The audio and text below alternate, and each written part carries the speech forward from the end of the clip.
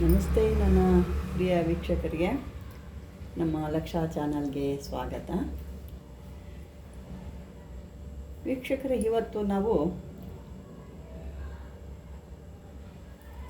ಒಂದು ಹೊಸ ವಿಧಾನ ನೋಡೋಣ. ಯಾಕೆಂದರೆ ಭಾಳ ಜನ ಕೇಳ್ತಾ ಇರ್ತೀರ, ಹಾಗಾಗಿ ಈ ಒಂದು ವಿಡಿಯೋ ನಿಮಗಾಗಿ. ಕೆಲವರು ಮದ್ದಿಡು ಹಾಕಿರ್ತಾರೆ ಅಂತ ಹೇಳ್ತಾರೆ. ಮದ್ದಿಡು ಅಂದರೆ ಹೊಟ್ಟೆಗೇನೋ ಊಟದಲ್ಲಿ ಕೊಡೋ ಅಂಥದ್ದು. ಯಾವುದು ಅಂದರೆ ಒಳ್ಳೆ ರೀತಿಯಲ್ಲಿ ಹಾಕಿರಲ್ಲ, ಒಂದು ಕೆಟ್ಟ ರೀತಿಯಲ್ಲಿ ಏನೋ ಅವ್ರ ತೊಂದರೆ ಆಗಲಿ ಅನ್ನೋ ರೀತಿ ಹಾಕ್ತಾ ಇರ್ತಾರೆ. ಅದು ಕೆಲವ್ರಿಗೆ ಹಾಗೆ ಬಂದಿರುತ್ತೆ.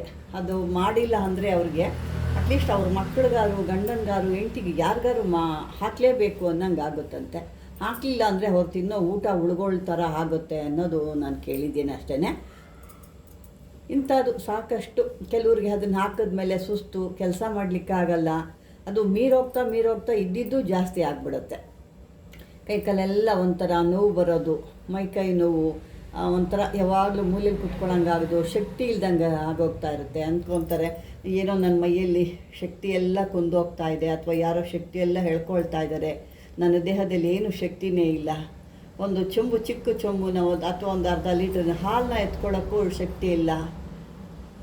ಕಾಲುಗಳು ಬೇಗ ಸೋತೋಗ್ತವೆ, ಸೊಂಟ ಬೇಗ ನೋವು ಬಂದುಬಿಡುತ್ತೆ. ಊಟ ನೋಡಿದ್ರೆ ಹಸು ಆಗುತ್ತೆ, ಅದೇ ತಿನ್ನಬೇಕು ಅನ್ನೋ ಮನಸ್ಸು ಬರೋದಿಲ್ಲ. ದೇಹ ದಿನದಿನಕ್ಕೆ ಕ್ಷೀಣವಾಗ್ತಾ ಹೋಗ್ತಾ ಇರುತ್ತೆ. ಒಬ್ರಿಗಂತೂ ಕೆಲವೊಂದು ಊಟಗಳು ಇಷ್ಟನೇ ಆಗಲ್ಲ. ಮೊದಲು ಅದನ್ನು ಇಷ್ಟಪಡ್ತಿರ್ತಾರೆ. ಇದು ಏನಾದರೂ ಈ ಥರ ಪ್ರಯೋಗ ಆಗಿದೆ, ಮದ್ದಿಡು ಪ್ರಯೋಗ ಆಗಿದೆ ಅಂದಾಗ ಆ ಒಂದು ತಿಂಡಿನ ಅವ್ರು ಇಷ್ಟಪಡಲ್ಲ. ಅಂದರೆ ಇದು ನಾನಾ ರೀತಿಲಿ ಬರುತ್ತೆ, ಎಲ್ಲ ರೀತಿಲಿ ತಪ್ಪು ತಿಳ್ಕೊಳ್ಳೋದಲ್ಲ. ಈ ಕೆಲವ್ರಿಗೆ ಏನಾಗಿರುತ್ತೆ, ನಾನು ಮೊದಲೇ ಹೇಳ್ದಂಗೆ ಆ ರೀತಿ ಅವ್ರ ಮಂಥನಕ್ಕೆ ಹಾಕಿ ಬರುತ್ತೆ. ಅದನ್ನ ಅಂದರೆ ಕೆಟ್ಟದಾಗಿ ಅದನ್ನು ಪ್ರಯೋಗ ಮಾಡಿರ್ತಾರೆ. ಅವ್ರು ಹೀಗೆ ನವ್ದು ಹೋಗಲಿ ಅನ್ನೋ ರೀತಿಯಲ್ಲಿ ಅವ್ರು ಮಾಡಿರ್ತಾರೆ. ಇನ್ನು ಕೆಲವ್ರಿಗೆ ದ್ವೇಷ ಇರುತ್ತೆ. ಆ ದ್ವೇಷಕ್ಕೆ ಏನೋ ಒಂದ್ರಲ್ಲಿ ಹಾಕಿ ಕೊಟ್ಟಿರ್ತಾರೆ, ಗೊತ್ತಿರಲ್ಲ. ನಾವು ತಿಂತೀವಿ, ನಾವು ತಿಂದಾಗ ಏನಾಗುತ್ತೆ ಆ ತಕ್ಷಣ ಗೊತ್ತಾಗಲ್ಲ. 1-2 ತಿಂಗಳು 3 ತಿಂಗಳು ಹೋಗ್ತಾ ದೇಹದಲ್ಲಿ ವಿಷ ಥರ ಅದು ವ್ಯಾಪಿಸ್ತಾ ಅದು ಏನಾಗ್ತಾ ಇರುತ್ತೆ, ಊಟಗಳು ಸೇರಲ್ಲ. ಯಾವುದೇ ತಿನ್ನಬೇಕು ಅನ್ನೋ ಆಸೆ ಇರುತ್ತೆ, ಹಸು ಅನ್ನೋದು ಅನಿಸುತ್ತೆ, ಆದರೆ ನೋಡಿದ ತಕ್ಷಣ ವಾಕರಿಕೆ ಬಂದಂಗೆ ಆಗುತ್ತೆ. ಊಟ ಅನ್ನೋದು ಬೇಡ ಅನ್ನೋ ರೀತಿಲಿ ಹಾಕ್ತಾ ಇರುತ್ತೆ. ಇದು ಪ್ರಯೋಗದ್ದು. ಇನ್ನೂ ಸಾಕಷ್ಟು ಕೆಲವೊಂದಿದ್ದಾವೆ. ಕೆಲವರು ಇದನ್ನು ನಾನಾ ರೀತಿ ಕೂಡ ಅದನ್ನು ಪರೀಕ್ಷೆ ಕೂಡ ಮಾಡ್ತಾರೆ. ಈ ಒಂದು ನುಗ್ಗೆ ಸೊಪ್ಪನ್ನ ಚೆನ್ನಾಗಿ ಕಸ್ದುಬಿಟ್ಟು ಅದನ್ನು ಚೆನ್ನಾಗಿ ಕೈಯಲ್ಲಿ ಒಂದು ಕಸ್ದು ಅದನ್ನು ಆ ರಸನ ಹಂಗೈಗಿಂಡಿ ಒಂದು 5 ನಿಮಿಷ ಬಿಟ್ಟಾಗ ಅದು ಕೆಲವ್ರಿಗೆ ಕೈಯಲ್ಲಿ ಮೊಸರು ಥರ ಗೆಡ್ಡೆ ಆಗುತ್ತೆ. ಇನ್ನು ಕೆಲವ್ರಿಗೆ ಈ ಯೂರಿನ್ ಪಾಸ್ ಮಾಡಿದಾಗ ಈ ಏನು ಹುರುಳಿಕಾಳು ಅಥವಾ ಹುರುಳಿಕಾಳು ಅಂತ ಏನು ಹೇಳ್ತೀವಿ, ಅದನ್ನು ಒಂದು ಯಾವುದಾದ್ರು ಒಂದು ಪಿಂಗಾಣಿ ಪಾತ್ರೆಗಳಲ್ಲಿ ಹಾಕಿ ಆ ಯೂರಿನ್ ಅದರೊಳಗೆ ಹಾಕಿಬಿಟ್ಟು ಒಂದು 3 ದಿವಸ ಅಥವಾ 1 ದಿವಸ ಬಿಟ್ಟು ನೋಡಿದಾಗ ಕಪ್ಪಗಾಗೋಗಿ ಇಜ್ಜಿಲ್ ಥರ ಆಗೋಗಿರುತ್ತೆ. ಅದರಲ್ಲಿ ಕೂಡ ಕೆಲವೊಂದು ಪರೀಕ್ಷೆ ಮಾಡ್ತಾರೆ. ಹೀಗೆ ಆಮೇಲೆ ಹೋಗ್ತಾರೆ ಪರೀಕ್ಷೆ ಅಲ್ಲಿ ಮಾಡಿಸ್ಕೊಂಡು ಏನೋ ತೆಗೆಸಿದ್ವಿ ಅಂತಾರೆ. ಅವರು ಕೆಲವೊಬ್ಬರು ಅದನ್ನು ವಾಮಿಂಟಿಂಗ್ ಮಾಡಿಸಿ ಪಕ್ಕೆಗಳೆಲ್ಲ ಗಂಟ್ಲೆಲ್ಲ ನೋವು ಬಂದು ಅವ್ರು ಸುಧಾರಿಸ್ಕೊಳ್ಳೋಕ್ಕೆ 1 ವಾರ ಬೇಕು ಪಾಪ. ಆ ರೀತಿಯಾಗಿ ಇನ್ನು ಕೆಲವ್ರಿಗೆ ಈ ಬೇದಿ ಮುಖಾಂತರವಾಗಿ ಕೊಡ್ತಾರೆ. ಅದರಲ್ಲೂ ಅಷ್ಟೇ ಅವ್ರಿಗೆ ಸುಸ್ತಾಗಿ ಹೋಗುತ್ತೆ. ಯಾಕೆ ದೇಹದಲ್ಲಿರೋ ನೀರೆಲ್ಲ ಹೊರಟೋಗುತ್ತೆ. ಆ ನೀರಲ್ಲಿ ಹೋದಾಗ ಅವ್ರಿಗೆ ಫುಲ್ಲು ಸುಸ್ತಾಗ್ತಾರೆ. ಹಾಗಾಗಿ ಈ ಕೆಲವೊಂದು ವಿಚಾರಣೆಗಳು ಇರುತ್ತೆ. ಇಲ್ಲಿ ನಾನು ತಯಾರು ಮಾಡಿರೋ ಅಂಥದ್ರಲ್ಲಿ ಯಾವುದೇ ರೀತಿ ವಾಮಿಂಟಿಂಗ್ ಆಗಲಿ, ಅಂದರೆ ವಾಂತಿ ಆಗಲಿ, ಬೇದಿ ಆಗಲಿ ಅಥವಾ ಬೇರೆ ರೀತಿಯಲ್ಲಿ ಯಾವುದೂ ಆಗೋದಿಲ್ಲ. ಇದನ್ನು ಯಾವುದಾದ್ರು ಒಂದು ತರಕಾರಿ ರೂಪದಲ್ಲೋ ಅಥವಾ ಗುಳಿಗೆ ರೂಪದಲ್ಲಿ ಆ ಥರ ನುಂಗ್ಬಿಟ್ಟಾಗ ಇದು ಯಾವುದೇ ರೀತಿ ಅದು ಮೋಷನ್ನಲ್ಲಿ ಅದ್ರ ಪಾಡಿಗೆ ಅದು ಮಾಮೂಲಿಯಾಗಿ ಹೊರಟೋಗ್ಬಿಡುತ್ತೆ, ಅಥವಾ ಯೂರಿನಲ್ಲಿ ಹೊರಟೋಗುತ್ತೆ, ಅಥವಾ ಒಂದು ಮೋಷನಲ್ಲಿ ಹೊರಟೋಗ್ಬಿಡುತ್ತೆ. ಇದು ಇಂಥದ್ದು ಒಂದನ್ನು ಇದಕ್ಕೆ ಸಾಕಷ್ಟು ಜನ ಕೇಳ್ತಾ ಇರೋದ್ರಿಂದ ಇದು ನಾನು ತಯಾರು ಮಾಡಿದೆ. ಇದು ನೋಡಿ, ಇದು ಕೆಲವೊಂದು ಮೂಲಿಕೆಗಳಿಂದ ತಯಾರು ಮಾಡಿರೋ ಅಂಥದ್ದು. ಇದು ಇನ್ನೂ ಹಸಿ ಇದೆ, ಒಣಗಬೇಕಿದು.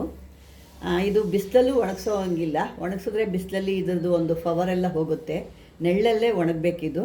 ಹಾಗಾಗಿ ಸ್ವಲ್ಪ ನೆನ್ನೆಯಿಂದ ಸ್ವಲ್ಪ ಒಣಗಿಸ್ತಾ ಇದ್ದೀನಿ. ಒಣಗ್ತಾ ಇಲ್ಲ, ಅದು ಇನ್ನೂ ಸ್ವಲ್ಪ ಹಸಿ ಇದೆ. ನಾನು ಹಾಗೆ ತೆಗ್ದಿಕ್ರೆ ಏನಾಗುತ್ತೆ, ಬೂಸ್ಟ್ ಬಂದಂಗೆ ಆಗ್ಬಿಡುತ್ತೆ. ಅಂದರೆ ಮೇಲ್ಗಡೆಲ್ಲ ಫಂಗಸ್ ಥರ ಬಂದುಬಿಡುತ್ತೆ. ಹಾಗಾಗಿ ಅದನ್ನು ಸ್ವಲ್ಪ ನಾನು ನೆಳ್ಳಲ್ಲೇ ಅದನ್ನು ಒಂದ್ಸರಿ 1 ದಿವಸದಲ್ಲೆಲ್ಲ ಸ್ವಲ್ಪ ರೆಡಿ ಆಗುತ್ತೆ. ಈಗ ಬಿಸಿಲಿರೋದ್ರಿಂದ ಇದನ್ನು ನಾವು ಸೇವನೆ ಮಾಡಿದಾಗ ಏನಾಗುತ್ತೆ, ಅವರ ಒಂದು ಇದು ಎಲ್ಲ ಕ್ಲಿಯರ್ ಆಗುತ್ತೆ. ಆಮೇಲೆ ಹೋಗ್ತಾ ಒಂದು ಸ್ವಲ್ಪ ಲವಲವಿಕೆ ಬರುತ್ತೆ, ಒಂದು ಸ್ವಲ್ಪ ಊಟ ತಿಂಡಿ ಮಾಡಬೇಕು ಅಂತ ಅನಿಸುತ್ತೆ. ಒಂದು ರೀತಿ ಶಕ್ತಿ ಅನ್ನೋದು, ಚೈತನ್ಯ ಅನ್ನೋದು, ಶಕ್ತಿ ಅಂತ ಏನು ಹೇಳ್ತೀವಿ ಅದು ಒಂದು ಬರುತ್ತೆ. ಯಾಕಂದರೆ ಅದು ಹೋದ ಮೇಲೆ, ಅವರಿಗೆ ಹೊಟ್ಟೆ ಇರೋದು ಹೋದ ಮೇಲೆ ಅದು ಅದ್ಭುತವಾಗಿ ಕೆಲಸ ಮಾಡುತ್ತೆ. ಆಮೇಲೆ ಹಸು ಆಗುತ್ತೆ, ಒಂದು ಸೋಂಬೇರಿತನ ಹೋಗುತ್ತೆ, ಲವಲವಿಕೆ ಬರುತ್ತೆ, ಒಂದು ಕೆಲಸ ಮಾಡಬೇಕು ಅನಿಸುತ್ತೆ, ಸುಸ್ತು ಎಲ್ಲ ಹೋಗುತ್ತೆ. ಅಂದರೆ ಅದಕ್ಕೆ ತಕ್ಕನಾಗಿ ಇಷ್ಟು ದಿನ ಅವ್ರು ಏನು ಒಂದು ಕಷ್ಟ ಅಥವಾ ನರಕ ಅನುಭವಿಸಿರ್ತಾರಲ್ವ, ಅದಕ್ಕೆ ತಕ್ಕನಾಗಿ ಅದೆಲ್ಲ ಇದು ತಿಂದ ಮೇಲೆ ಕ್ಲಿಯರ್ ಆಗಿಬಿಡುತ್ತೆ. ಇದನ್ನು ಯಾವುದೇ ರೀತಿಯಾಗಿ ತೊಗೋಬೋದು ನೀವು. ಇಲ್ಲ ಹಾಗೆ ನುಂಗ್ತೀನಿ ಅಂದರೂ ಕೂಡ ನುಂಗ್ಬೋದು, ಅಥವಾ ಇಲ್ಲ ಯಾವ್ದಾದ್ರು ಸೊಪ್ಪಲ್ಲೋ ತರಕಾರಿಲೋ ಮಿಕ್ಸ್ ಮಾಡ್ಕೊಂಡು ತಿಂತೀನಿ ಅಂದರೂ ಕೂಡ ತಿನ್ಬೋದು. ಇದನ್ನು ಇದು ಯಾವುದೇ ರೀತಿ ಕೆಟ್ಟದು ಇದರಲ್ಲಿಲ್ಲ, ಎಲ್ಲ ಮೂಲಿಕೆಗಳಿಂದ ಮಾಡಿರೋ ಅಂಥದ್ದು. ಇದು ಯಾವುದೇ ರೀತಿ ಬೇರೆ ರೀತಿ ಸೈಡ್ ಎಫೆಕ್ಟ್ ಎಲ್ಲ ಏನೂ ಇಲ್ಲ. ನಿಮ್ಮ ಒಂದು ಇದರಲ್ಲಿ ಕೂಡ ಇದು ವಾಸನೆ ಆಗಲಿ ಅಥವಾ ಇನ್ನೊಂದು ಮತ್ತೊಂದು ಆಗಲಿ ಏನೂ ಇಲ್ಲ, ಇದಕ್ಕೆ ರುಚಿ ಅನ್ನೋದು ಏನೂ ಇಲ್ಲ. ಹಾಗಾಗಿ ನೀವು ನಿಮ್ಮ ಸೊಪ್ಪಿನ ಸಾರಲ್ಲೋ ಅಥವಾ ಯಾವುದ್ರಲ್ಲೋ ನಿಮಗೆ ಇಷ್ಟ ಬಂದಂಥಲ್ಲಿ ನೀವು ಅದನ್ನು ತಿನ್ಬೋದು. ಅದರಿಂದ ಏನು ತೊಂದರೆ ಇಲ್ಲ. ಈ ತಿಂದ ನಂತರ ನೀವು ಸ್ವಲ್ಪ ಪುಷ್ಟಿಯಾಗಿ, ಯಾಕೆ ಅಷ್ಟು ದಿನ ದೇಹ ಒಣಗೋಗಿರುತ್ತೆ, ಏನು ಊಟ ಮಾಡದೆ ದೇಹ ಸುಸ್ತಾಗಿರುತ್ತೆ, ಅದಕ್ಕೆ ತಕ್ಕನಾಗಿ ಸ್ವಲ್ಪ ನೀವು ಏನಾದರೂ ಪುಷ್ಟಿಕರವಾಗಿ ತರಕಾರಿ, ಮೊಟ್ಟೆ ಇವೆಲ್ಲ ಸ್ವಲ್ಪ ಹಾಲು ತೊಗೊಂಡಾಗ ಇದ್ರ ಜೊತೆಗೆ ಅದೇನಾಗುತ್ತೆ ಆವಾಗ ನಿಮ್ಮಲ್ಲಿ ಶಕ್ತಿ ಅನ್ನೋದು ಬರುತ್ತೆ. ಈ ಕಡೆ ಸಾಕಷ್ಟು ಕೇಳ್ತಾ ಇದ್ದರು, ಹಾಗಾಗಿ ಇದನ್ನು ಮಾಡಿದೆ. ಯಾಕೆಂದರೆ ಈ ಮೂಲಿಕೆಗಳೆಲ್ಲ ಸಿಕ್ಕಲ್ಲ, ಅದಕ್ಕಾಗಿ ನಾನು ಸ್ವಲ್ಪನೇ ಮಾಡಿರೋವಂಥದ್ದು. ಇದನ್ನು ತಗೊಂಡು ನಿಮ್ಮ ಒಂದು ದೇಹನ ಅದನ್ನು, ಯಾಕೆ ನಾನು ಒಂದೇ ಮೂಲಿಕೆ ಆದರೆ ನಾನು ಹೇಳ್ತಾ ಇದ್ದೆ, ಸುಮಾರು 10-15 ಮೂಲಿಕೆಗಳು ಸೇರಿ ಮಾಡಿರೋದ್ರಿಂದ ಕೆಲವೊಂದು ಸಿಗುತ್ತೆ, ಕೆಲವೊಂದು ಸಿಕ್ಕಲ್ಲ. ಹಾಗಾಗಿ ಇಲ್ಲಿ ಒಂದು, ಆಮೇಲೆ ನಾವು ಒಂದು ಹೇಳಿ ಮತ್ತು ಅವರು ಒಂದು ಮಾಡ್ತಾರೆ. ಇವೆಲ್ಲ ಯಾಕೆಂದರೆ ಆರೋಗ್ಯದ ಬಗ್ಗೆ ನಾವು ಎಷ್ಟು ಹುಷಾರಾಗಿದ್ದರೂ ಭಾಳನೇ ಕಷ್ಟ. ಅದನ್ನ ಹೇಳಿ ಒಂದೋಗಿ ಅವ್ರು ಬೇರೆ ಏನೋ ಮಾಡಿದಾಗ, ಹೆಚ್ಚು ಕಮ್ಮಿ ಆದಾಗ ನಮಗೂ ತೊಂದರೆ ಆಗುತ್ತೆ. ಹಾಗಾಗಿ ಇಲ್ಲಿ ಯಾವುದೇ ರೀತಿ ನಾನು ಇದು ಮಾಡ್ತಾಯಿಲ್ಲ. ಇದನ್ನ ತಗೊಂಡು ನೀವು ನಿಮ್ಮಲ್ಲಿ ಆ ರೀತಿ ಮದ್ದಿಡಿಕ್ಕಿದ್ದಾರೆ ಅಥವಾ ಆಗಿದೆ ಅನ್ನೋ ಅನುಮಾನನೋ ಅಥವಾ ಕನ್ಫರ್ಮ್ ಆಗಿದ್ದರೆ ಇಂಥದ್ರಲ್ಲಿ ನೀವು ತಗೊಂಡು ಅದನ್ನು ನಿಮ್ಮ ಆರೋಗ್ಯನ ನೀವು ಸರ್ವ್ ಮಾಡ್ಕೋಬೋದು ಅಂತ ಹೇಳ್ತೀನಿ. ಹೀಗೆ ಸಾಕಷ್ಟು ಮೂಲಿಕೆಗಳಿಂದ ಕೂಡ ನಮ್ಮ ದೇಹನ ನಾವು ಸರಿಯಾದ ರೀತಿ ಇಟ್ಕೋಬೋದು. ಇದು ಯಾವುದೇ ರೀತಿ ವಾಮಿಂಟ್ ಮಾಡಿ ಅಥವಾ ಕತ್ತು ನೋವು, ಪಕ್ಕೆ ನೋವು ಅದೆಲ್ಲ ಏನೂ ಬರಲ್ಲ. ಬೇದಿಗಳಾಗಿ ಸುಸ್ತು ಆಗಲ್ಲ. ಅದು ಏನೋ ಸೈಲೆಂಟಾಗಿ ನೀವು ಮಾಮೂಲಿ ಆಗಿ ಹೋಗ್ತಿರೋ ಅದೇ ರೀತಿಯಾಗಿ ಅದರಲ್ಲಿಂದ ಅದು ಕರಗೋಗುತ್ತೆ. ಹಾಗಾಗಿ ವೀಕ್ಷಕರೇ, ಈ ಒಂದು ವಿಷಯ ನಿಮಗೆ ತಿಳಿದಿರಲಿ ಅನ್ನೋ ಉದ್ದೇಶಕ್ಕೆ ನಾನು ಈ ಒಂದು ವಿಡಿಯೋ ಅಪ್ಲೋಡ್ ಮಾಡಿದ್ದು. ಹಾಗಾಗಿ ಈ ವಿಡಿಯೋ ನಿಮಗೆ ಉಪಯೋಗ ಆಗಿದೆ ಅಂದ್ಕೊಂಡಿರ್ತೀನಿ. ಉಪಯೋಗ ಆಗಿದ್ದರೆ ಖಂಡಿತ ಲೈಕ್ ಮಾಡಿ, ಶೇರ್ ಮಾಡಿ, ಆದಷ್ಟು ಸಬ್ಸ್ಕ್ರೈಬರ್ ಮಾಡ್ಕೊಳ್ಳಿ, ಗೊತ್ತಿಲ್ಲದವ್ರಿಗೆ ಶೇರ್ ಮಾಡಿ. ಈ ವಿಷಯದ ಬಗ್ಗೆ ಏನಾದರೂ ಮಾತಾಡೋದಿದ್ರೆ ನೀವು ಕಾಮೆಂಟ್ ಬಾಕ್ಸಲ್ಲಿ ಹಾಕಿ ಅಂತ ಹೇಳ್ತಾ ವೀಕ್ಷಕರೇ, ಈ ಒಂದು ವಿಡಿಯೋ ನೋಡೋದಕ್ಕೆ ಧನ್ಯವಾದಗಳು.